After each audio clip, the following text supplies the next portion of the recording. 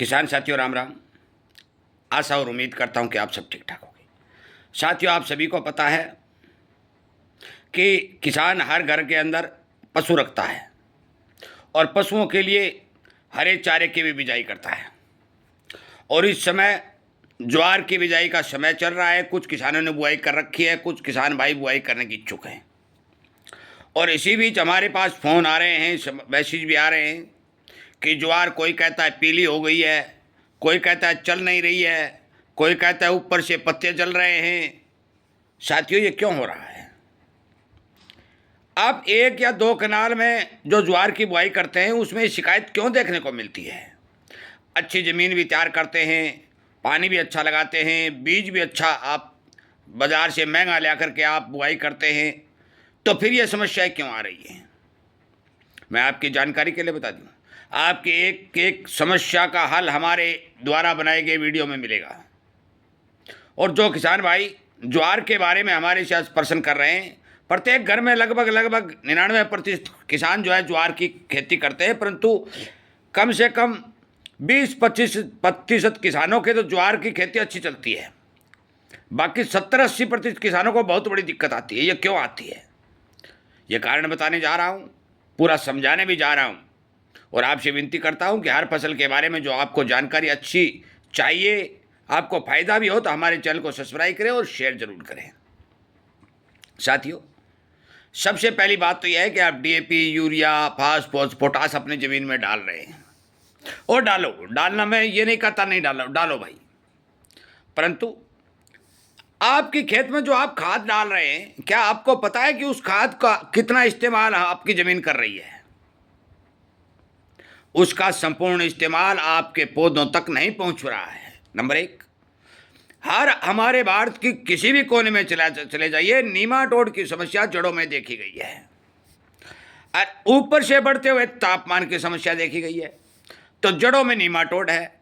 आपका पौधा पूरी खाद ले नहीं सकता, ऊपर से गर्मी पड़ रही है, तो फिर क्या होगा भाई? जलेगा और बेचारा क्या करेगा? इन तीनों समस्याओं का हल बताने जा रहा हूं।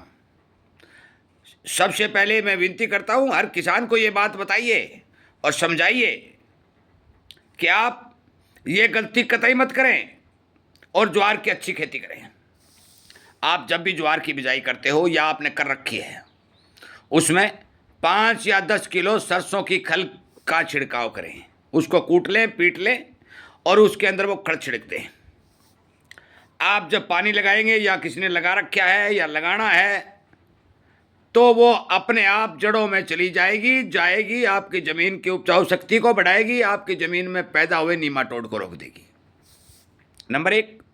नंबर दो, जो आपके खाद जो ज़मीन में पड़ी है वो रिलीज नहीं हो रही है, उसके लिए एक कनाल की डोज बता रहा हूँ। एकड़ की आप बना लेना, हेक्टेयर की बना लेना। एक कनाल के अंदर आपको 5-10 किलो खड़ी की बात कही, और उसी में 5 लीटर छाछ और आधा किलो गुड़। सुन रहे हो आप?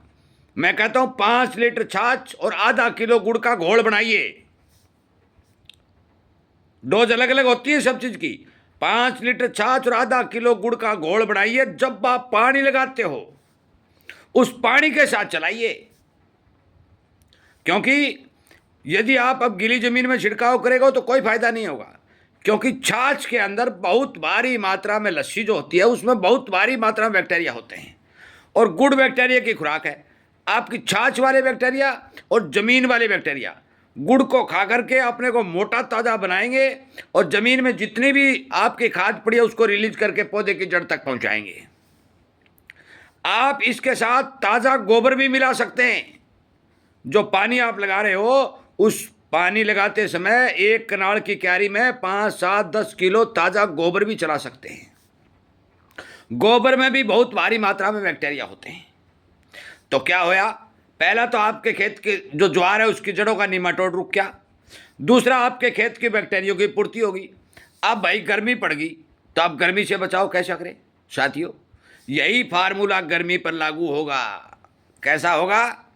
आप एक 20 लीटर की टंकी लीजिए, एक टंकी, एक कनाल के लिए एक टंकी लीजिए, उसमें केवल 200 ग्राम गुड़ डालिए, केवल 200 ग्राम, 2 लीटर छाछ डालिए, केवल 2 लीटर छाछ, 2 लीटर छाछ, 200 ग्राम गुड़ और 20 लीटर पानी। शाम के समय 5 बजे के बाद पानी लगाया हुआ हो या न लगाया हुआ हो, कोई फर्क नहीं पड़ने वाला। 5 बजे के बाद आप अपनी ज्वार में स्प्रे कर दीजिए और सप्ताह के अंतर पर 2, 3, 4 जितनी आप ज्वार को बढ़ाना चाहते हैं, जितनी आप अच्छी बनाना चाहते हैं, ये स्प्रे करते रहिए। आपको कहीं बाजार से कोई चीज़ लाने की जरूरत नहीं। मतलब आपकी जड़ों का सुरक्षा तंत्र बन गया, क्योंकि आपने सरसों की खली दे दी। आपकी ज़मीन में जो खाद पड़ी उसको रिलीज करने के बैक्टीरिया तैयार हो गई, वो आपका काम करना शुरू कर दिया और आपकी ज्वार की ताकत बढ़ने लगी। और ऊपर से आपने जो गुड़ और छाछ, 200 ग्राम गुड़ और 2 लीटर छाछ की स्प्रे की है, ये गर्मी के प्रभाव को कम करके फसल को तरोताज़ा बनाने का काम करते हैं, ग्रोथ प्रमोटर बढ़ाने का काम करता है। अब मान के चलो आपने तीनों हथियार चला दिए। अब तीनों हथियार चलाने के बाद कोई भी ऐसा किसान नहीं रहेगा कि जिसकी ज्वार की फसल में कोई फर्क आ जाए। मैं विश्वास के साथ कहता हूं साथियों, ये तीनों काम जो किसान करेगा, और काफ़ी किसान कर भी रहे हैं, हमारे द्वारा जानकारी तो दी जा रही है। नरमा की फसल में गुलाबी सुंडी रोकने के लिए, फक्का तेला रोकने के लिए, ग्वार के अंदर पीलापन को रोकने के लिए, मूंग के अंदर पीला मोजक रोग करो, अनेक तरह के वीडियो हम बनाकर आपके पास भेज रहे हैं। और तरीका कौन सा बता रहे हैं? तरीका आपके घर का, आपके घर का। क्योंकि आप बाजार से जो मर्जी, आपके पास पैसे हैं तो लगाइए, मैं रोकने वाला नहीं हूं, परंतु हम आपके घर के तरीकों द्वारा आपकी फसल और आपकी जेब को बचाने का काम कर रहे हैं। काफ़ी मात्रा में हमारे साथ किसान जुड़े हुए हैं और सभी किसान इन फार्मूलों पर चल करके अपनी फसल भी बचा रहे हैं और अपनी जेब भी बचा रहे हैं। मैं आपकी जानकारी के लिए बता दूं, आज का वीडियो ज्वार के ऊपर है। ज्वार जो हरा चारा होता है, आगे आने वाले समय में अनेक वीडियो आपको मिलेंगे, इसी तरह की जानकारी दी जाएगी।